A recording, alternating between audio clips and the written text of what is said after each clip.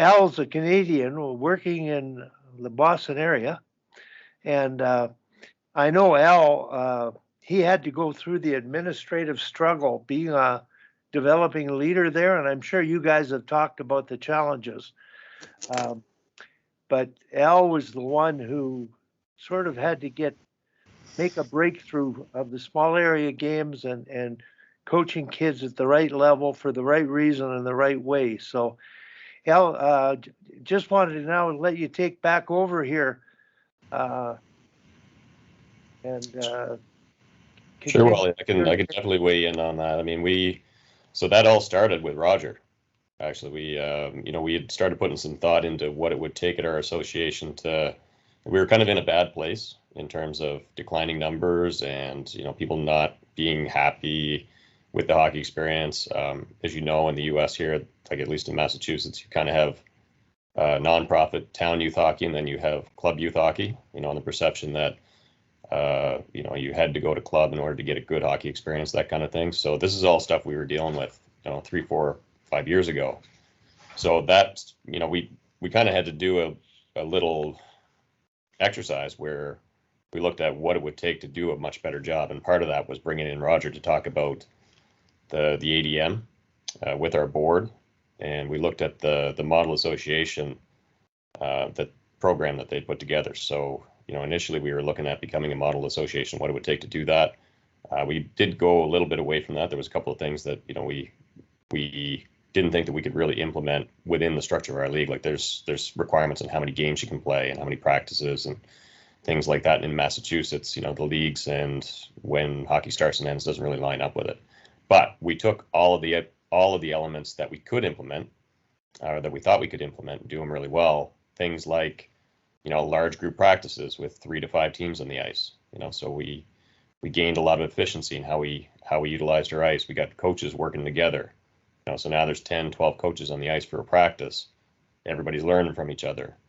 You're doing a lot of small area games, as part of that too. And everybody's, there's like, it translates into their team practices, right? So they have a certain number of practices where it's these large groups and then a certain number where it's just the team, but you see the team practices using the same kind of stuff that we're doing in the group practices. You know what I mean? So it's a coach developing tool.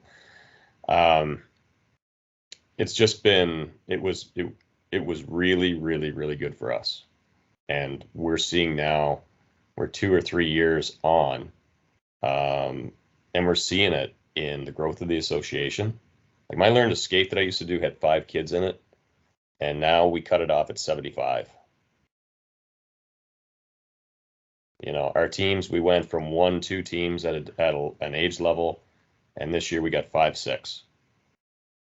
And when we play, like in terms of the quality of the players, and how they're developing, like we had a Pee-wee team a couple of weeks ago to go play at a tournament against the Junior Eagles, which is one of the better clubs in Massachusetts, in New England.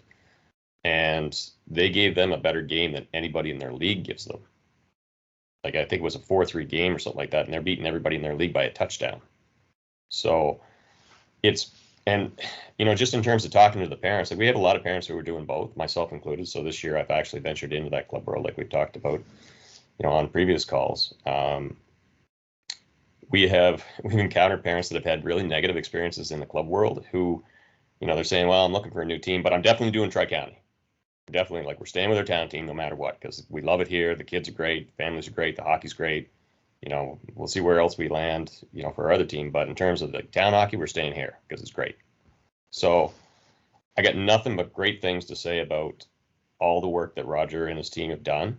It's been, for us as an association, it's been absolutely fantastic. And the small area game stuff, there was a little bit, honestly, like when I first joined the association, before we went through this exercise, there was a lot of resistance. That was one of the reasons people were leaving to go to club hockey, was they were selling this idea of full ice mites. And we basically said, we're just not going to do that. And if you don't like that, you can go elsewhere. And what I see now in some of those kids that have gone through that, who have now moved on to playing club hockey, it's almost like you can see it in the kids, right?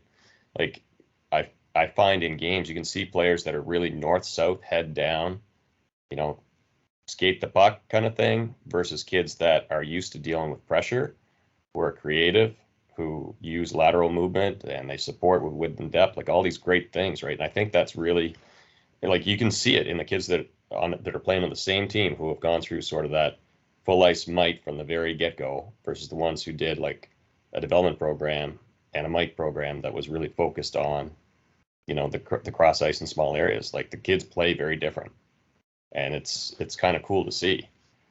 And I think that as they get older, we'll see it come out even more, you know. Yeah, I got nothing but great things to say about the work Roger's done. I mean, my next step, and one of the things that I'd like to implement in our association, is they came out with a really great presentation at the level 4 this year that Roger gave on a lot of the clinics that I was helping out with on what is position. And I think we've done a pretty good job with the coaches that have kind of come up through our association on getting this idea in that, you know, it's not about right wing, left wing, center. You got this third of the ice, I got this third, I got this lane. But the idea of like offense with the puck, offense without the puck, defending the puck carrier, defending away from the puck. And we see that with the guys that have kind of started up, but now we're getting so big that we got a lot of other coaches coming in from other associations. So I'm going to, you know, one of the things I'd like to do that USA Hockey's, you know, been big on this year and in previous years is to get that presentation going in our association and do a better job of making sure that all coaches are aligned on that. But, you know, I got nothing but great words to say about the work that Roger's done and the ADM. It's been fantastic.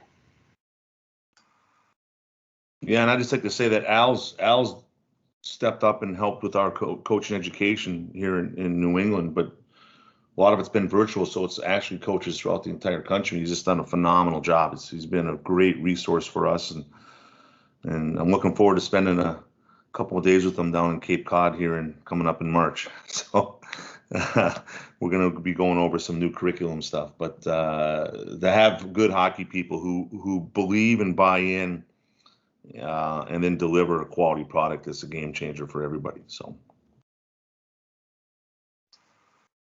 Hey, is there a way to access some of that presentation? I heard about it from one of my systems from last year that was at the level 4, but if you don't go to the level 4, is there any way to get some of that data? Because, you know, we struggle here with, you know, we got U10 coaches teaching the Winnipeg power play, and